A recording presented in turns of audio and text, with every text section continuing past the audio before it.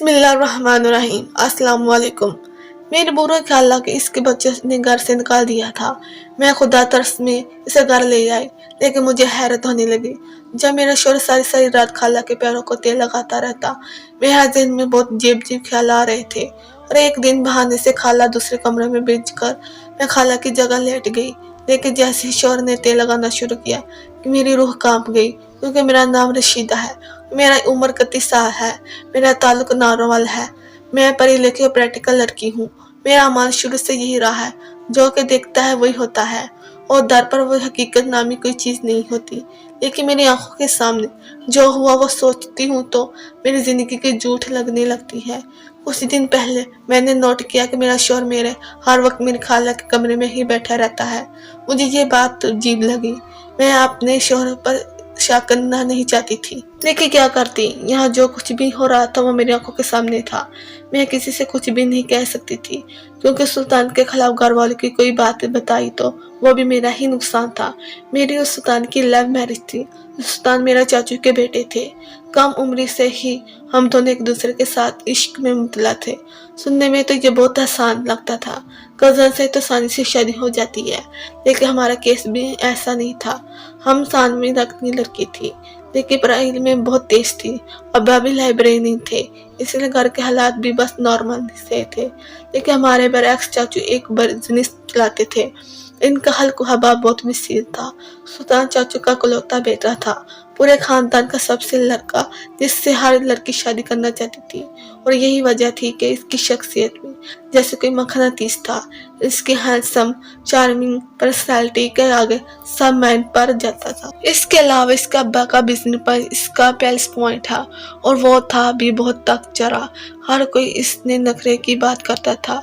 हालांकि इसकी सगी माँ भी, मेरी चाची भी जहाँ बैठती थी इसकी बुराई करती नजर आती, लेकिन मुझे इसमें कभी कोई खामी महसूस नहीं हुई थी। कोई कितना भी कुछ कहता, मेरा दिल इसकी गवाही देता था, जो मेरे लिए काफी था। लेकिन सुल्तान तो मेरी तरफ देखना भी गवारा नहीं करता था, और हमारी नजदीकियां तब भरी जब सुल्तान मेरा एडमिशन एक ही कॉलेज में हो गया। ऊपर से सोने पर सुहागा। हम एक ही क्लास में थे, जहाँ मैं अपनी पढ़ाई के बाद बहुते पर स्कॉलरशिप लेकर पहुंची थी। वहाँ सुल्तान चाचा के पैसे सिफारिश की बदौलत यहाँ था। वो क्लास में भी मेरी तरफ नहीं देखता था, यहाँ तक बात भी नहीं करता था, लेकिन मैं हर वक्त उसे देखती रहती थी। इस दौर में जहाँ लड़कों के पहले मोहब्बत होती थी है, वहाँ मैं इस पर दिल हार बैठी थी। इस तरह चुपके चुपके वक्त गुजर रहा था। फिर हमारी मोहब्बत की शुरुआत हुई। मैं यहाँ भी क्लास की टॉपर थी, इसी वजह से कुछ लड़के मेरा मजाक उड़ा रहे थे।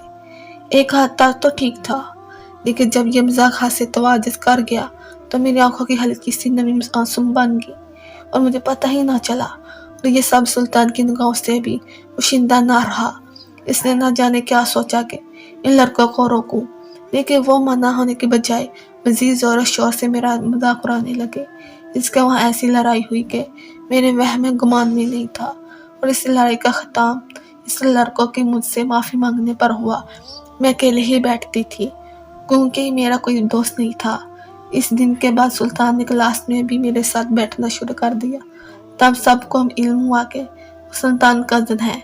सब लोग ने इस बात पर भी हमारा मजाक उड़ाया कि कज़न देखो कितना प्यारा है, जैसे फिल्मों का हीरो, और ये लड़की देखो जैसे कोई काम वाली हो। मैं इस बात पर भी खामोश रही, लेकिन सुल्तान सबको मेरी तरफ से जवाब देने लगा, और इस दिन के बाद हमारी दोस्ती शुरू हुई। तब मुझे पता चला कि वो वैसे नहीं था जैसे इसके में हम सब कहते थे। सब कुछ इससे शिकायत थी, लेकिन आज मुझे पता चला कि उसे भी जमाने से शिकायत थी। चाचू का बिजनेस पर ध्यान था और चाची का पार्टी पर। खानदान इनकी मोहब्बत से को सौ दूर किसी की उम्मीद पर क्या पूरा उतरता। उसे खुद भी अपने आप से कोई उम्मीद नहीं थी। चाचू हर वक्त इस पर पढ़ाई का बोझ डालते थे, तो चाची इसके बिगड़ने पर उसे सुनाती थी। इसी वजह से वो उनसे दूर होता जा रहा था। खानदान में कोई भी चाचू को पसंद नहीं करता था। इसकी वजह से हमें तो मालूम नहीं था, लेकिन कोई भी इनका नाम तक नहीं लेता था। इसी वजह से खानदान में भी सुल्तान का किसी से मिलना जुलना नहीं था, और सबसे उसे नखरीला समझते थे।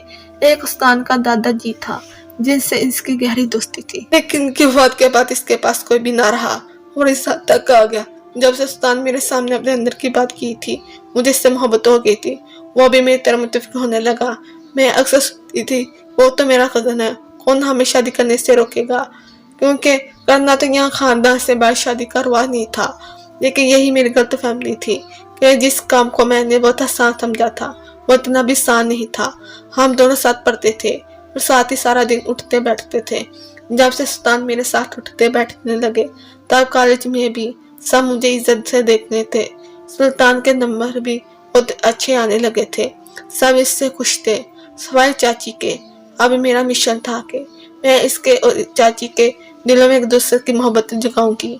लेकिन जब भी सुल्तान के सामने ऐसा कुछ कहती थी, वो मुझे डांटने का रख देता या फिर उठ कर चला जाता। मैं अक्सर सोचती कि ये दोनों माँ बेटे एक दूसरे से इस तरह क्यों पेश आते थे। ये सारा खानदान ही जीप था। जहाँ तो चाचा की याशों के किस्से शुरू थे, तो दूसरी तरफ चाची उस्तान की बातें सबको हैरान कर जाती। ऐसी वक्त गुजर गया। मैं उस्तान वक्त के साथ साथ इश्क के सहरा में गिरफ्तार होते जा रहे थे। कॉलेज खत्म हुआ, फिर आगे की पढ़ाई शुरू हुई। हम दोनों ने यूनिवर्सिटी में एक ही रखी और साथ ही MFA में आ गए। हम जैसे भी इदारे में जाते, पहले दिन में ही हमें कपल की सीए से जाने जाते। सब लोग मुझे रक्श से देखते थे। पहले रक्श तो मुझे भी खुद पर आता था।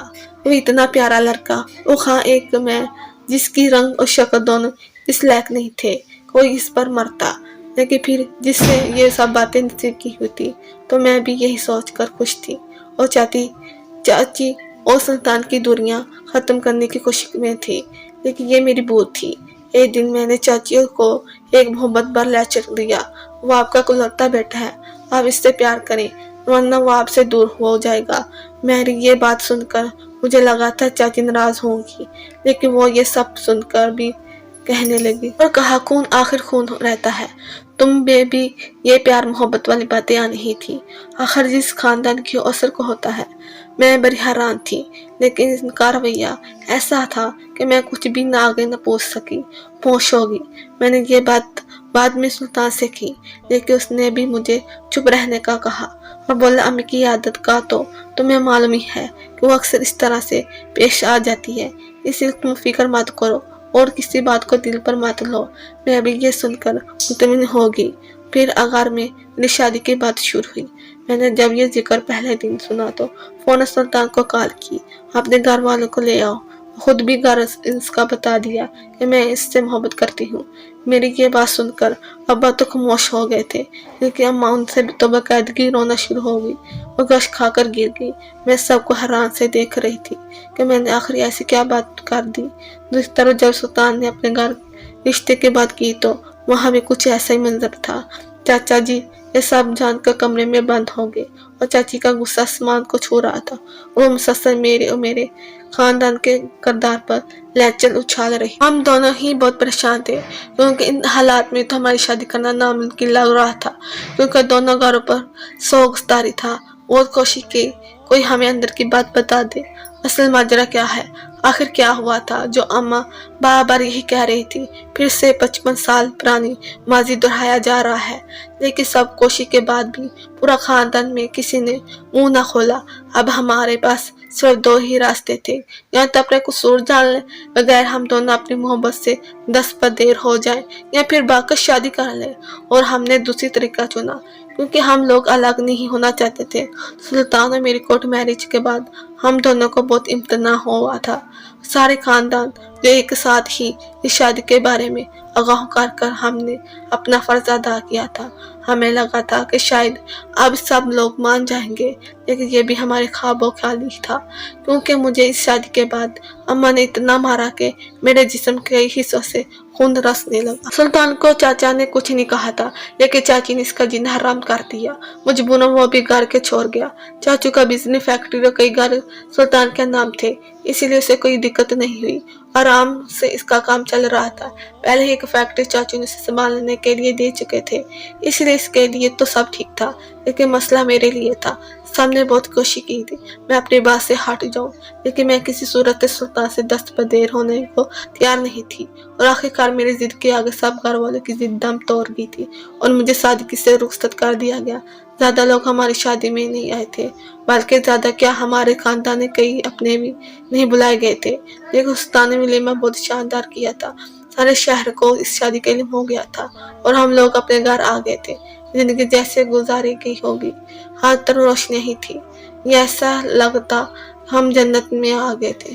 सुल्तान की मोहब्बत में दिन ब दिन इजाफा होता जा रहा था और मैं उसे अपनी खुशबरी समझती थी, क्योंकि मुझे सामने कहा था कि तुम्हें छोड़ देगा, ये तुमसे मोहब्बत नहीं करता बल्कि तुम्हारा इस्तेमाल कर रहा है। इस्तेमाल के बाद तुम्हें अपनाएगा नहीं। लेकिन सुल्तान ने अपने रवैये से लोगों की इन सब बातों को गलत साबित कर दिया। मुझे राहनी बना कर रखा।